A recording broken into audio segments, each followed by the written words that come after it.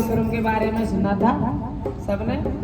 जो रामेश्वरम गए हैं वो हाथ खड़े करें, और जो जाना चाहते हैं वो हाथ खड़े करें।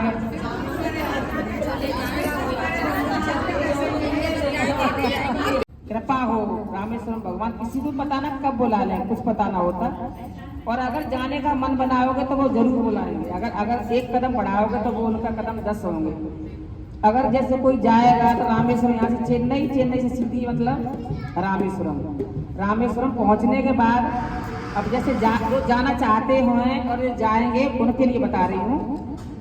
जो रामेश्वरम जाएं वो पहले समुद्र में नहाएं, कपड़ों के समेत कपड़ा पहन के समुद्र में नहाएं।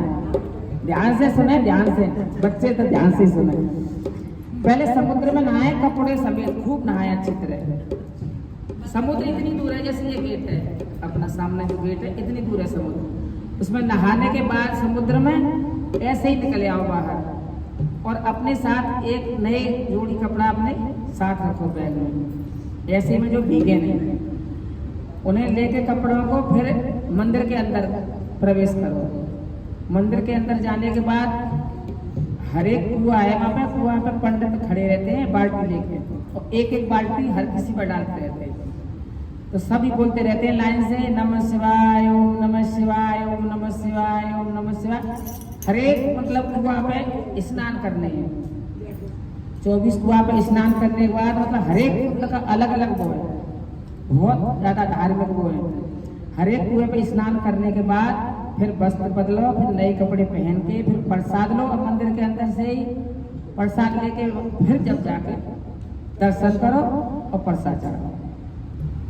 उन्हें क्या जैसे कभी किसी को पता ना होते तो मतलब वो नहाते, जिस कमरा में रुकते हैं जहाँ पे वहीं नहाए, और नहा के सीधे दर्शन करने चले गए।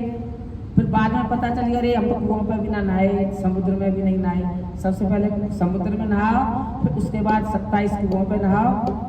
वो बेल्ट देते हैं पैसों की, बेल्ट हाथ में बांधते हैं, बेल्ट बांध के और फिर मतलब हर एक कुआं पे नहलाएंगे। नहलाने के बाद फिर कपड़ा बदल के फिर स्नान। जब किसी का मौका मिले तो इसी तरह मतलब दर्शन करने जाना। तो मतलब सबके दर्शन हो गए, दर्शन कर लिए सबने रामेश्वरम के, मत्था टेक लिया।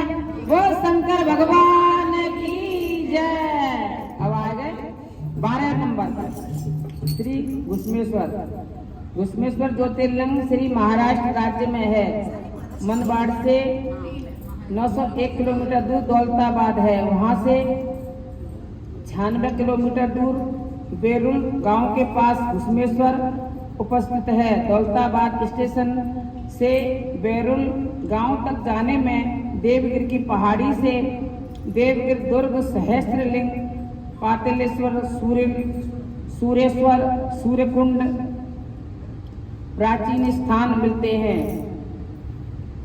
औरंगाबाद से घुश्मेश्वर 35 किलोमीटर।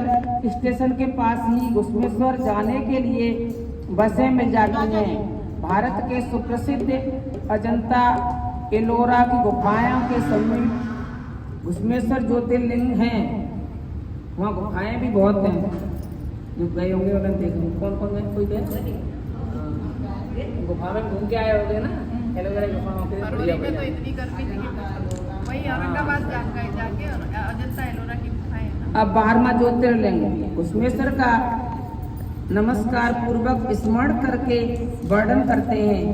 महादेव शंकर पार्वती के साथ यह वन प्रदेश में घुसते फिरते क्रीड़ारत करते थे, इसलिए यह वन प्रदेश कामवन कहलाता है और यह पहाड़ी देवगिरी से प्रसिद्ध है।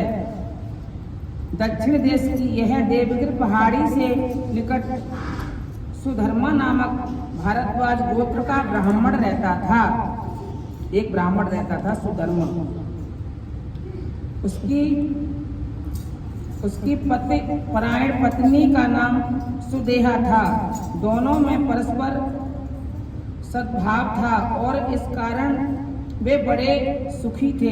परंतु ज्यों-ज्यों दिन बीतने लगे त्यों-त्यों उनके अंदर चिंता जागृत होकर उनके सुख में बाधा डालने लगी। यह चिंता यह थी कि उनके पीछे कोई संतान नहीं थी। ब्राह्मण देवता ने ज्योतिष की गणना करके देखा कि सुदेहा की कोख से संतान उत्पन्न होने की कोई संभावना नहीं है। यह बात उन्होंने अपनी पत्नी पर प्रकट की, पर सुदेहा इस पर भी चुपचाप नहीं बैठी। वह अपने पति देव से दोबारा विवाह करने का आग्रह करने लगी।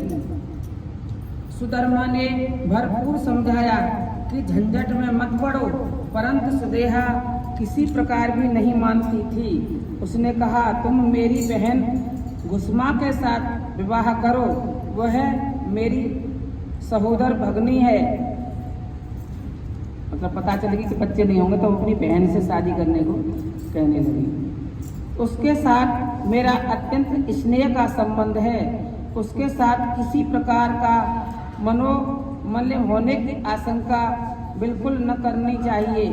हम दोनों परम प्रेम के साथ एक मन और दो तन होकर रहेंगी, आप निश्चित रहें। सुधर्मा अपनी पत्नी के आग्रह को न टाल सका और एक निश्चित तिथि को गुस्मा को ब्याह कर घर ले आया। दोनों बहनें प्रेम पूर्वक रहने लगीं। गुस्मा अतीव सुलक्षणा गृहिणी थी। वह अपने पति की सर्व प्रकार से सेवा करती और अपनी जेठानी भगनी को मात्र भव मानती। साथ ही वह शंकर जी की अनन्य भक्ति भी थी। वह प्रतिदिन 101 पार्थिव शिवलिंग मतलब मिट्टी के शिवलिंग बनाकर 101 पार्थिव शिवलिंग बनाकर उनका विधिवत पूजन करती थी। भगवान शंकर जी के प्रसाद से अल्पकाल में ही उसे गर्भ रहा और निश्चित समय में उसकी गोद में पुत्र रत्न पाते हुए सुधर्मा के साथ साथ सुदेहा भी आनंद की सीमा न रही। परंतु पीछे चलकर उस पर न जाने कौन सी राक्षसी प्रति ने अधिकार किया, जिससे ईर्ष्या का अंकुर उत्पन्न हुआ। अब उसे न अपनी सहोदर बहनी की सूरत सुहाती और न उस शिशु के प्रति ही कुछ अनुराग रहा। ज्यों-ज्यों बालक की उम्र बढ़ने लगी, त्यों-त्यों ही ईर्ष्या उत्पन्न वृद्धिगत होता गया और जब समय पाकर वह पुत्र ब्याह कर घर में नव वधू को लाया, तब उसकी ईर्ष्या का अंकुर भी फल फुलाकर वृक्ष बन गया। मतलब जो बहन थी दूसरी जो बड़ी, उसके जलन भावना बहुत पैदा हो गई उससे, शादी होके आई जैसे, हाय अब जो कुछ है यह गुस्मा का है, मेरा इस घर में कुछ नहीं। यह पुत्र और पुत्र वधू आखिर है तो उसी के, मेरे ये कौन है। इन सब कुविचारों से उसके हृदय में मत डाला। वह उनका क्षय चाहने लगी। एक दिन रात्र को जब वह अपनी पत्नी के साथ शयन कर रहा था, इस कुमतकृथा मसीह ने उसकी हत्या कर डाली और उसके शव को ले जाकर उसी सरोवर में छोड़ दिया जिसमें गुस्मा पार्थिव शिवलिंग को छोड़ती थी।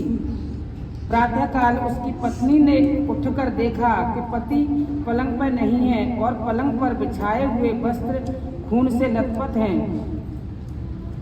अभागी चिल्लाकर रो पड़ी। प्रातःकाल में ही कोहराम मच गया, पर गुस्मा कहाँ है।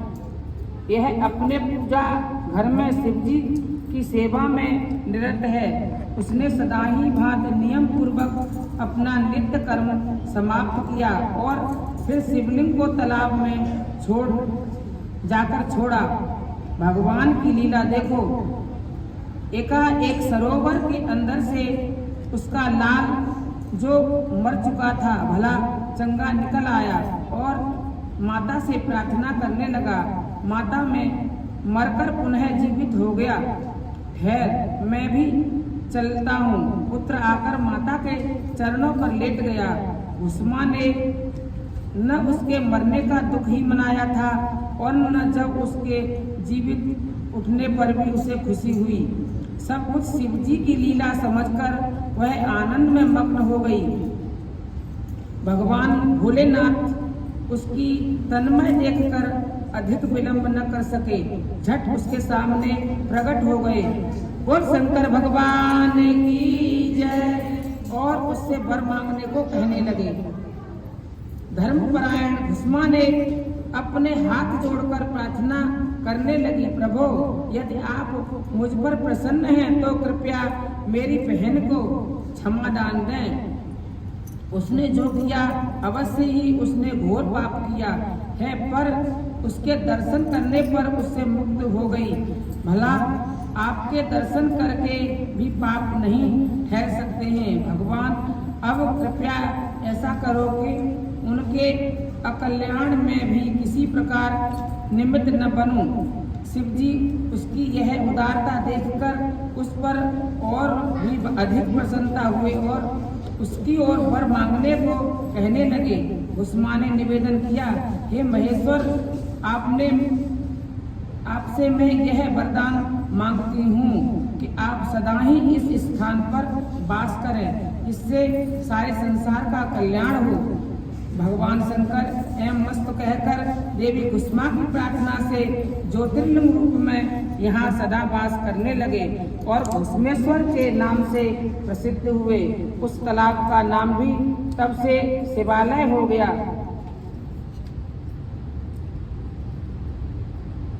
यह काम्य वन में एक समय शंकर भगवान ने पृथ्वी में त्रिशूल लगाकर पाताल से पानी उभार लाए।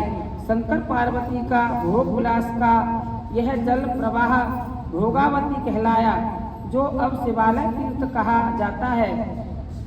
कि ये वन प्रदेश और प्रवाह का आना शंकर ने मना किया था। शिवालय तालाब और मंदिर का जीर्णोद्धार महारानी अहिल्याबाई होलकर ने किया। महाराष्ट्र के प्रमुख गणेश पीठ में से लक्ष्य विनायक गणेश जी यहाँ पर प्रथम गणेश दर्शन किया जाता है। मंदिर के सभा मंडल में सुंदर नदी है।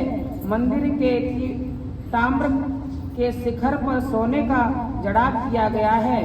भव्य मंदिर के भीतर दशावतार के दृश्य हैं और भी अनेक देवों की प्रतिमा न्याय विराम है।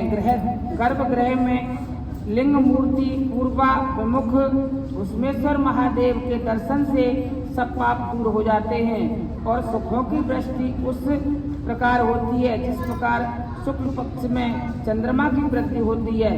पूजा आरती व कारोबार देव स्थान कमेटी द्वारा चलता है। शिवरात्रि व पर्वों पर मेला लगता है। शंकराचार्य के समय काल से पहले यहाँ एल नाम के राजा की एलापुरी नाम की राजधानी थी। ये लहंगा नदी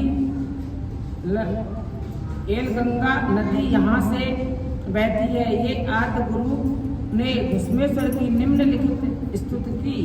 बोल भस्मेश्वर महाराज की, बोल शंकर भगवान की जय।